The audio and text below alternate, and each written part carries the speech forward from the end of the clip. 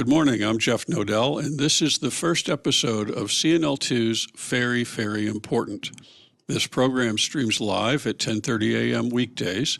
We're examining all things Washington State Ferries, what's wrong and how it can be fixed, what's still right, and how we can celebrate it. Today and tomorrow, we'll be playing a recorded interview with Washington State Senator Ron Muzzall from Whidbey Island. We recorded this interview 2 days ago. We'll play the first half today and the second half tomorrow. Then we'll take off Monday, Christmas Day, and we'll be back on Tuesday. After a 2-minute break, we'll play our interview with Senator Ron Muzzall, Republican, 10th District. Attention all Washington State veterans. You can show pride in your military service by displaying an Armed Forces license plate on your vehicle. Proceeds from the plates allow us to honor our heroes in their final resting place at the Washington State Veterans Cemetery and are tax deductible. Get your Armed Forces license plates today and help us continue serving those who served. With every load secured, every cigarette butt that doesn't go out the window, every fast food bag that arrives at its proper destination, and every time we politely say, hey, there's a better place for that, Washington gets a little cleaner, a little safer, a little more breathtaking. Because small choices add up to a home we can all be proud of. We keep Washington litter-free. We love to recycle. It feels good to help protect the environment. But what if we aren't actually helping? When you put your recyclables in plastic bags, your items can't be properly sorted at the recycling facility. Even worse, the plastic bags can clog up the machines, putting all your good work to waste. So don't bag your recyclables, toss them straight into the curbside bin. And your recyclables will stay recyclable. Victor deployed for the first time to Afghanistan in 2003. He sustained a moderate traumatic brain injury. Basically, he had to relearn everything. One of the most important elements of caregiving is taking care of yourself. We have our own journey, and we can fulfill that journey at the same time that we are helping our loved one. Visit aarp.org/caregiving for a free military veterans guide to navigate your caregiving journey. Senator Ron Muzzall is the state senator for Washington's 10th District. The 10th District includes all of Island County and parts of Skagit and Snohomish counties. Mr. Muzzall has been in the state Senate since 2019. He's a Republican, and he's a member of several powerful Senate committees, including Agriculture, Ways and Means, and Rules. Senator Muzzall wants to bring civility back into the legislative process. He's a Washington State University alum and a farmer who lives near beautiful Oak Harbor, Washington. Welcome to CNL2, Senator. Thank you. Since I lived and reported for quite a while in rural Missouri, I know a couple things about farmers. We're recording this interview at 8:30 in the morning, so this is your prime time on a farm. So we thank you for attending to your chores a little early today so you could squeeze us in. Thanks again. You bet. Today we are talking completely about Washington State Ferries. You have two routes in your district, Port Townsend, Coupeville, and Coupeville being on Whidbey Island, and Clinton, Mukilteo. So you and your constituents are directly impacted by what has been going on with Washington State Ferries. I imagine you're hearing a lot about this. Yeah, there's no doubt about it. Yeah, the Clinton-Mukilteo route is the busiest route and actually has the highest income from fares of any route in the Washington State ferry system. The 85% of its operations comes from fares.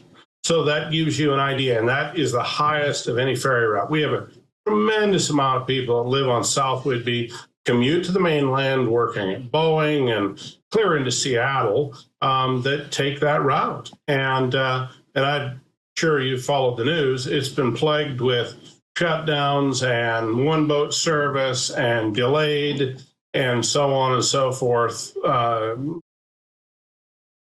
the last 2 years and in the last couple of weeks. And now we've got one small boat because we've got one of the big boats in for maintenance. And so we've got reduced service. And then our other route goes from the island over the Olympic Peninsula. And it has to be served by small boats because of the depth of the harbor at Keystone where it comes in. And it's a long crossing across Admiralty Inlet there. But there's a pretty fair amount of commercial traffic, semis that take that route to get from the peninsula over to the mainland. So both are very busy, very important methods of traveling, not just to Whidbey, but from the peninsula to the mainland and the like. So one thing about Whidbey, we hear a lot and we talk a lot about how the San Juans are completely dependent on the ferries and how Vashon is completely dependent on the ferries. But when you look at Whidbey, it's kind of close to that. There is a land bridge, but it is, if you're in Langley, you've got a 60-mile drive just to get up to Anacortes, and then another, backtracking of so when you talk about Whidbey Whidbey has a land bridge, sorta.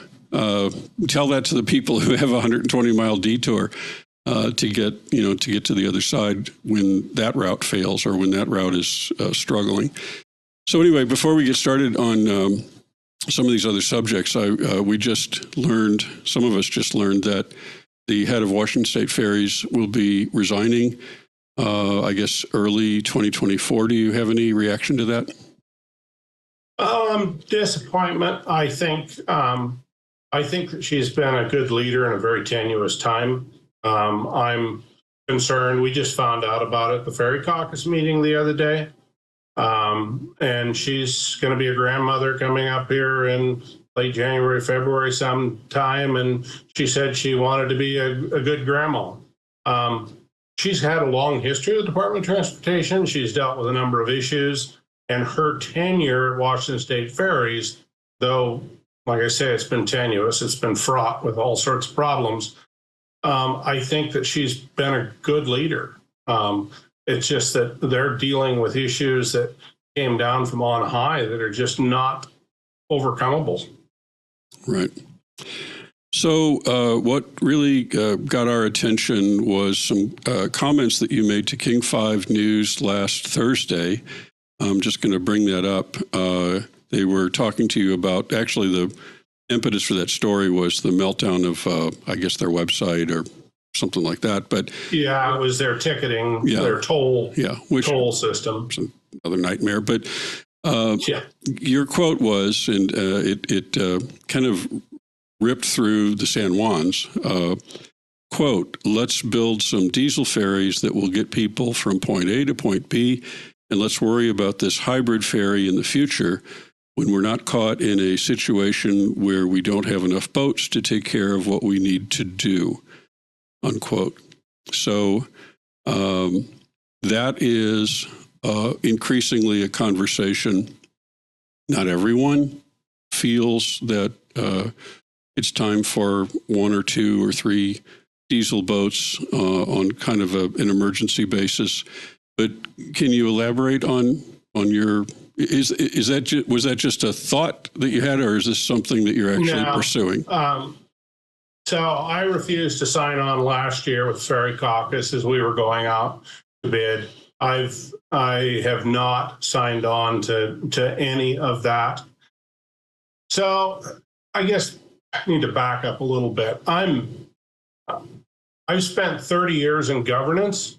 I've only spent 4 sessions in the legislature. I've been on boards of organizations from local nonprofits to Fortune 200 companies. So I'm also a farmer, and I'm practical and I'm pragmatic. And sometimes you got to do things, even if you don't necessarily want to, because they got to be done. So we're sitting in a situation where we're watching our ferry fleet just get smaller and smaller because we're running 30, 40, 50-year-old boats that are wearing out. we knew 10 years ago that we were headed down this path, and we've neglected to take action, most originally because, it was too much money, yet we've got money to throw at other things, it seems an endless amount of.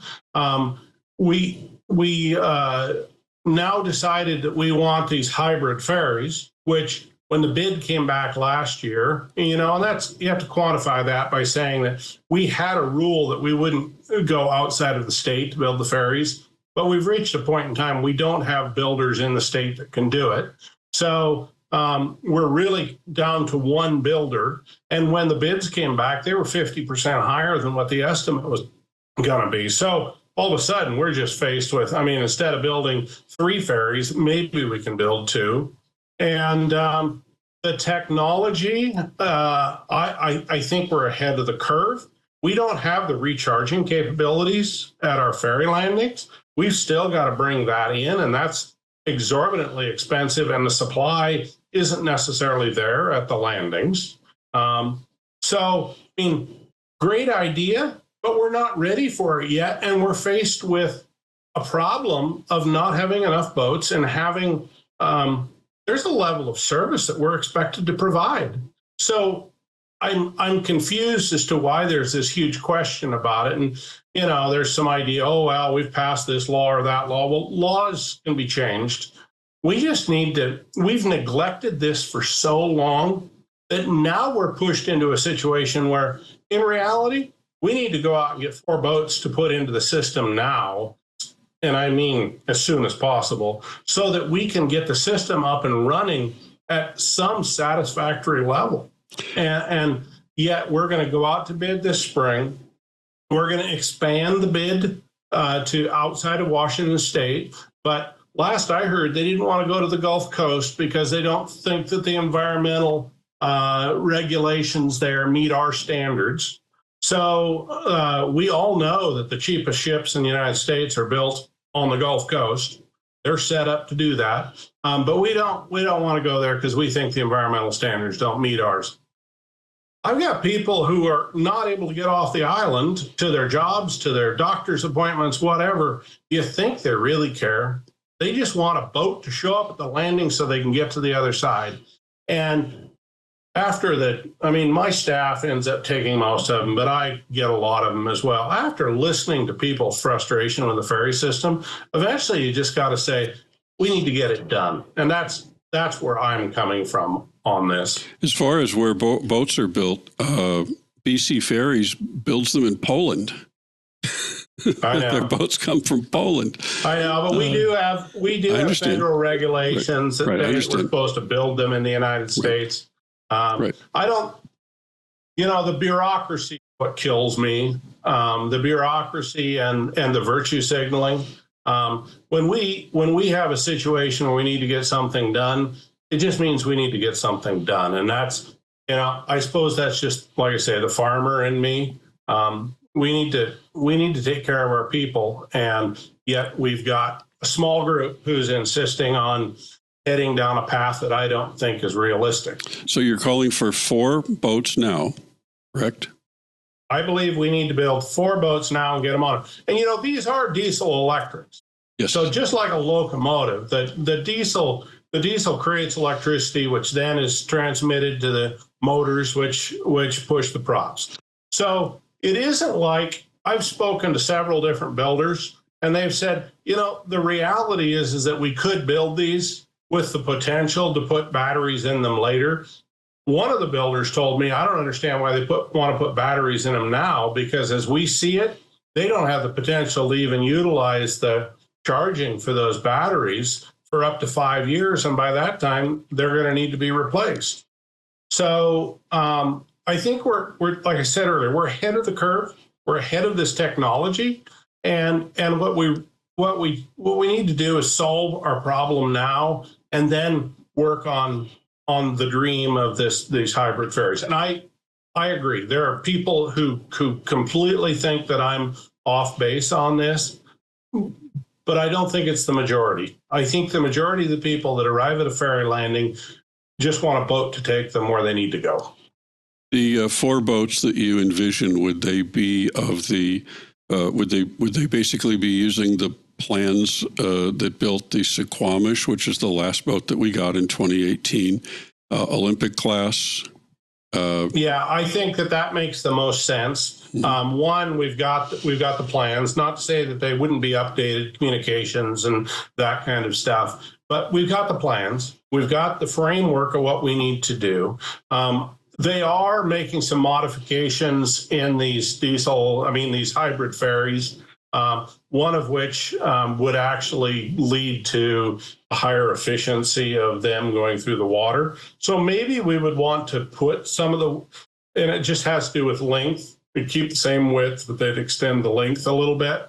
But it makes them more efficient as far as their reaction with the water, creates less friction. So I certainly wouldn't be against that to make. We've learned some since 2018, certainly since 1918, although I question that sometimes. We've learned some since 2018. Can we incorporate that in? It certainly could be done. The issue is just, so my dad always told me, don't be the first one to adopt new technology on the farm, and don't be the last one. The new technology is always fraught with learnings, which are costly. But once it's perfected, engage, put it into play, utilize it to the best of your ability. And that's how I'm feeling with this a little bit. Like we're trying to be out front. And I hear this in the legislature. Oh, we're going to be the shining star. We're going to be the envy. I don't want to be that. I'm not looking for that. What I'm looking for is to take care of our customers, which are our constituents, in the best manner possible, to see that we're not letting them down. And that's the neglect that we've put into the ferry system. I wish it was only the ferry system, but we've got salmon culverts. We got a lot of other things that we've been just kicking down the road that are going to just cost us way more in the future. And we have a responsibility to take care of that. So we have, and some other people in the San Juans have been trying to work our way up the chain in Olympia and get some answers about this idea of diesels now. And they're not temporary. I mean, they'd be in the system for decades more, but it's an urgent kind of an emergency situation, the concept of it.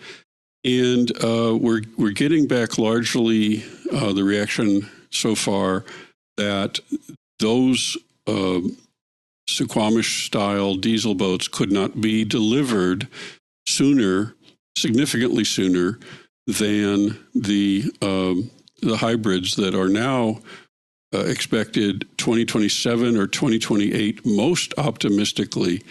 And many experts even doubt that. They're not even sure about that. What's your sense of is that possibly true that it would take 4 or 5 years to make boats that had been taking 2 years to build? So certainly, pleading ignorance is a lot easier for some of us than others. I can't tell you because I haven't seen the contracts. I haven't seen what the waiting list is like from builders. I highly doubt it. We built those 2 port towns and ferries in a short amount of time because we had to. We got it done. I think that if we went out there with a bid asking for, just a simple ferry boat that we already have the plans for, that we can make some upgrades to, I don't see why it would take that long. Certainly, with inflation, we've seen costs go up. I mean, nothing costs the same as it did a year ago. But I doubt that it would take that long. But I certainly wouldn't want to put a bunch of money on that until I had talked to builders and the like. The builders I'm talking to have been incredibly frustrated with the bureaucracy and the fact that in the state of Washington, essentially, we've got a monopoly when it comes to building ferries. And so that's why we need to go other places to find builders. And at the Ferry Caucus the other day, they said that there are 17. There have been 17 interested parties in building these boats. Now, I'm thinking that is clear on the East Coast. And they said they didn't want to go to the Gulf Coast because they don't like their environmental standards. Maybe they changed that. I don't know, but that wasn't what I was hearing last session. So they got 17 builders, but, you know, we're building I'll struggle with analogies. We're building a Cadillac with this hybrid ferry when we should be just working on a Chevy. And I think that there are a lot of people interested because I think the margins are going to be higher building this ferry that they want to build because it's new and it's in a lot of cases kind of groundbreaking. And that isn't where we need to be. So the purchase, the authorization to purchase any number of new boats would require, I assume, legislative action, right? Are you going to file a bill, or is there anyone else in the Ferry Caucus, or any other Republicans? Does anybody have the stomach to put a bill like that on the floor? For the answer to that question, tune in tomorrow at 10:30 a.m. And after another short break, I'll share with you a deeper explanation of what you can expect from this show, CNL2's Ferry Ferry Important. We'll be right back. We love to recycle. It feels good to help protect the environment. But what if we aren't actually helping? When you put your recyclables in plastic bags, your items can't be properly sorted at the recycling facility. Even worse, the plastic bags can clog up the machines, putting all your good work to waste. So don't bag your recyclables, toss them straight into the curbside bin. And your recyclables will stay recyclable. Hello, I'm Jeff Noedel, co-founder and CEO of CNL2 Community Television in San Juan County, Washington. And this is the very first episode of a show we call Ferry Ferry Important. Every weekday that isn't a holiday, we'll meet here at cnl2.com live at 10:30 a.m. to discuss the state of Washington State ferries. You may have seen me in CNL2's public affairs show named Hey, What's Going On Around Here with Journal of the San Juan Islands editor Heather Spalding, streamed live on Tuesdays at 11 a.m. That show is in its 10th week now. Episode 7 aired on Tuesday, November 28th, and at 11 a.m., and featured an excellent interview with San Juan County Sheriff Eric Peter. And on Tuesday, December 5th at 11 a.m., we interviewed State Senator Liz Lovelet regarding WSF in episode 8. So if you're involved with a San Juan County institution or a nonprofit, your organization is invited to appear on Hey, What's Going On Around Here. Just drop us an email or give us a call. Our contact info can be found on the CNL2 website. Now back to Washington State Ferries and our new show, Ferry Ferry Important. Some say the problems with WSF are tolerable and can wait until more employees and more new boats come online in future years. But others say that the problem is more urgent. They use the word crisis. And some say that it's an actual emergency.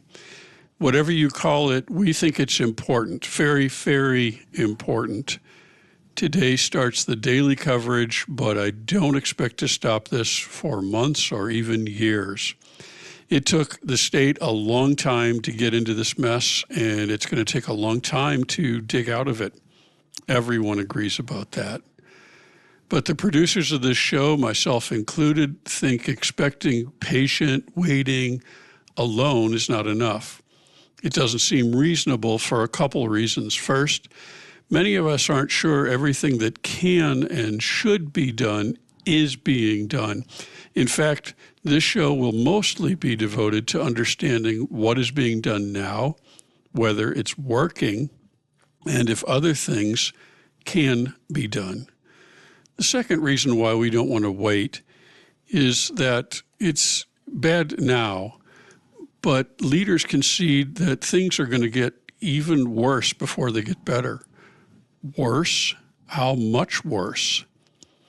Now, the tone of this show is extremely important.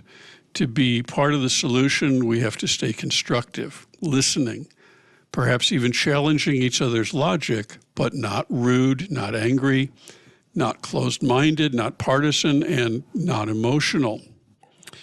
Whether you think Democrats in the state legislature and Governor Inslee got it right or got it wrong in the 2022 session with the Move Ahead Washington 16-year transportation package, the producers of this television program believe their intentions were pure.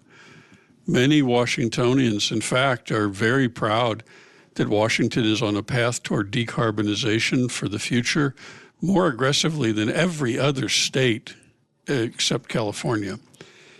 And the transformation to a hybrid electric ferry system is central to that effort. But this program, Ferry Ferry Important, will be asking how much worse can the state of the current fleet get before the first hybrids are delivered? If 9 of the system's 21 boats are in good condition, 9, could that number drop even lower than 9 in the next 4 or 5 years that we're waiting? This program is going to press for that answer now, and we're not going to wait 1 or 2 years to start asking what went wrong. And the crewing shortage. Improvements in crew compensation, training, and other conditions were designed to attract more workers. Has that actually happened? We'll be asking for details about that. Our questioning will be persistent but polite, and if changes need to be made, we'll draw attention to these opportunities for change. And if there are no opportunities to systemically improve Washington State ferries any more than the ways already underway, then we'll focus on the smaller ways that we can get by while waiting for bigger crews and newer boats. There are some great amounts of energy and creativity coming out of the San Juans and Vashon Island, to name 2. Those ideas are not getting much traction so far. We'll be looking at all of those efforts. We'll compare Washington State Ferry to other ferry operators as close as Guaymas or BC ferries and as far away as New England or Europe. CNL2 will be doing a ton of research and analysis.